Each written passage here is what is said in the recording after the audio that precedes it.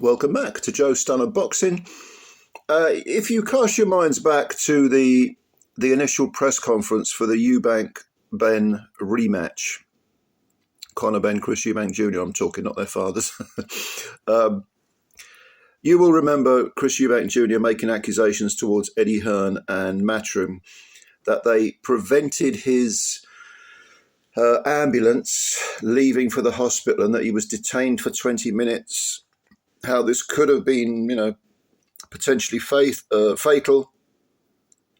And Hearn, of course, denied this and said, "Oh, you're talking rubbish, and you're paranoid," and there were threats of legal action and so on. Well, one of my subscribers, Alex, thank you very much, Alex, he forwarded an Instagram post by Chris EUBANK Jr. showing not just one, but two ambulances being held up at the stadium, the Tottenham Hotspur Stadium. They couldn't get out, and you can hear people, shouting, "Open the fucking gate," and all this sort of thing. And EUBANK said in the text that accompanied this piece of footage, this is footage of my ambulance being detained. We've been sat there for 20 minutes, blah, blah, blah. And he seemed to regard this as proof backing what he said, namely that Eddie Hearn had something to do with it. Now, to me, that's a very fanciful accusation, to put it mildly. If you're going to make those sort of very serious claims, you have to have proof. And the question is this proof? Now, I don't think it is, to be honest with you. I mean, clearly there was some sort of, that they were detained. Whatever it was, whatever reason, whoever's fault it was, the gates were locked and the ambulances couldn't get out. And that needs to be investigated, because that's a very serious matter. I don't know whether the board have looked into it, but the board are very, very stringent with health and safety. Following the Michael Watson incident, was it now 34 years ago, the board have always, there was a complete overhaul of the procedure, the protocol for getting fighters to hospital.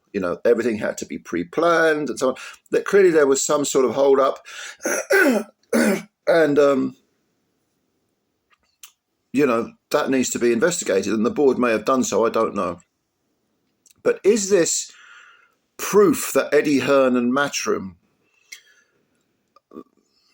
in a very almost a psychopathic way, tried to harm Chris EUBANK? No, I don't think it is. I don't think it is. You're going to need, to make those accusations, you're going to need a proper smoking gun. And to me, this isn't it. And I would say that EUBANK may genuinely believe that Matchroom and Hearn tried to hurt him. But if that goes to court, that piece of what he perceives to be evidence, it's not going to wash. Because, okay, whose fault was it that the doors weren't open, the gates weren't open?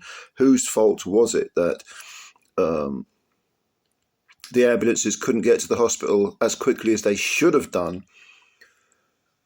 EUBANK is saying it's Eddie Hearn's, it's Matchroom's. He also threw the British Boxing Board of Control into the mix, making allusions towards them being guilty parties too.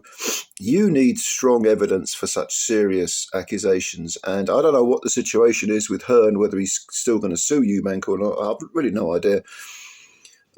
He doesn't strike me as being a particularly litigious promoter, Hearn. He's not like Frank Warren, who would have sued EUBANK. Well, he has sued him twice, hasn't he? Sued him,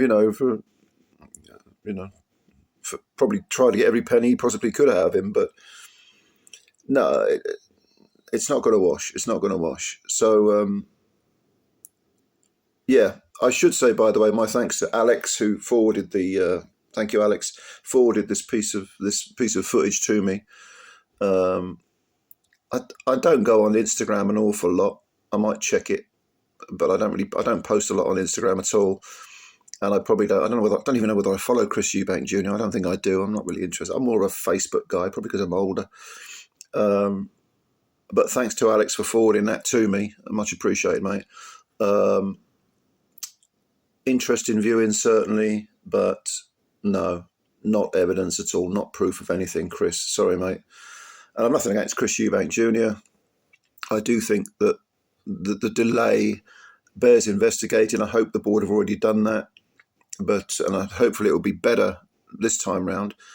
But that rematch is really creeping up on us, and there was the face-off earlier today. Today being the 3rd of November 2025, and it's kind of, like I said, there hasn't been a lot of bells and whistles regarding this rematch. Not really, not when you consider the build up to the first fight. This does seem like the 13th round of the first fight is, but I would have expected, especially as this is on pay-per-view with a rather weak undercard, that they would have been trying to promote this more, but they haven't. So maybe I'll do a video on that subject too. Anyway, what do you think about this footage? Have you seen it? Go on Instagram and have a look at it and tell me what you think. And yeah, thanks very much for watching the video. If you liked it, hit the like button. Please do. And subscribe to the channel if you're new, because we have videos for you virtually every day. Thank you. Spread the word about Joe Stunner Boxing. I'll catch you later. Bye for now.